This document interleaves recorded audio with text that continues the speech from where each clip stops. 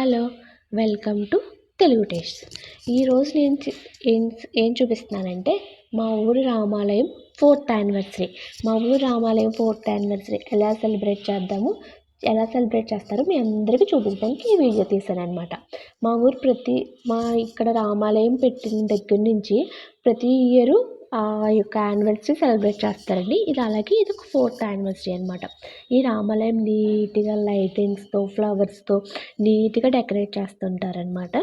ఇప్పుడు మార్నింగ్ 3:30 అయింది. ఇప్పుడు ఏం చేస్తారంటే రాముల వారి పంచలోహ విగ్రహాలు ఇలా పల్లకిలో పెట్టుకొని ఇలా వెనకాతల భజన చేసుకుంటా 108 కలశాలు పెట్టుకొని ప్రతి ఇంటి నుంచి ఒక్కొక్క స్త్రీ వెళ్తారనమాట. వెళ్ళి స్త్రీలే అందరూ కాదండి, చిన్న చిన్న పిల్లలు కూడా వచ్చేస్తుంటారు 3:30 అయినా. ఇప్పుడు ఏం చేస్తారంటే కలశాలు పెట్టుకొని ఊరంతా శ్రీరామ అని ప్రతి ఒక్కరు నోట పలుకుతూ ఈ ఊరంతా ఈ కలశాలు పట్టుకొని తిరుగుతూ ఉంటారండి. ఇలా పల్లకి ఇంటికి వచ్చినప్పుడు ప్రతి ఒక్కరు వాళ్ళ ఇంటి దగ్గర పల్లకిలో ఉన్న దేవుడికి హారతి ఇచ్చుకుంటూ ఉంటారు. ఇప్పుడు ఈ కలశాలన్నీ ఊరంతా తిరిగి మళ్ళా రామాలయం తీసుకొస్తే ఇక్కడ ఉన్న పెద్దలంటే వాలంటీర్గా ప్రతి పని వాళ్ళే స్వయంగా చేస్తూ ఉంటారండి. అందరూ ఒక్క మాట మీద అనుకొని చేస్తూ ఉంటారనమాట పెద్దలందరూ. ఈ పెద్దలందరూ ఏం చేస్తారంటే ఆ కలశాలు తీసుకొని మళ్ళీ పంతులు గారికి అప్పచెప్తారు. పంతులు గారు ఏం చేస్తారంటే కలశాలన్నిటినీ నీట్గా అమర్చి దానికి మళ్ళీ పూజ చేస్తారు.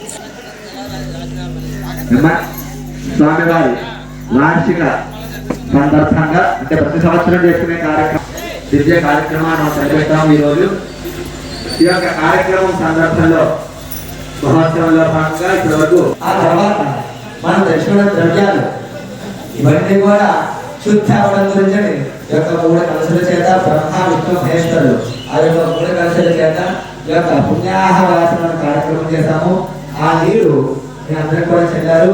తద్వారా ఈ యొక్క ద్రవ్యము స్థలము మనం అందరూ కూడా శుద్ధి అయినట్లన్నమాట.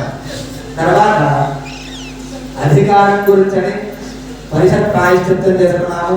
తర్వాత శరీర శుద్ధి గురించి స్వర్ణము ఆద్యము ధాన్యము ఇందాక శ్లోకాలు చెప్పించాను.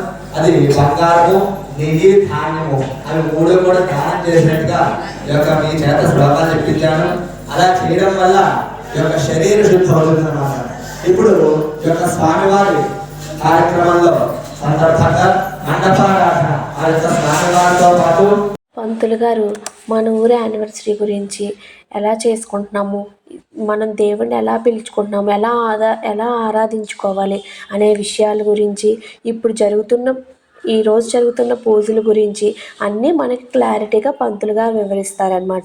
వివరించిన తర్వాత ఈ కలశాలన్నిటికీ మళ్ళీ ఒకసారి పూజ చేస్తారు. పూజ చేసిన కలశాలని ఇప్పుడు ఒక్కొక్క కలశం మళ్ళీ ఈ స్త్రీలందరూ తీసుకుని వెళ్ళి మన పంతులు గారికి ఇస్తుంటారనమాట. ఇలా ఇచ్చిన పంతులు గారిని మన గర్భాలయంలో ఉన్న రాముల వారికి మళ్ళా ఇప్పుడు మనం ఊరేగించి తీసుకొచ్చిన పంచలోహ విగ్రహాలకి అక్కడ అభిషేకం చేస్తూ ఉంటారు.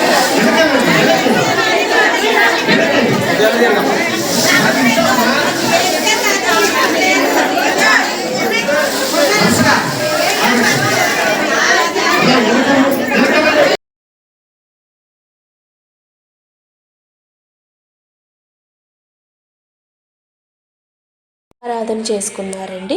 ఇప్పుడు పూజ పూర్తయింది. పూజ పూర్తయిన తర్వాత ఇప్పుడు ఒక్కొక్కరిని దర్శనానికి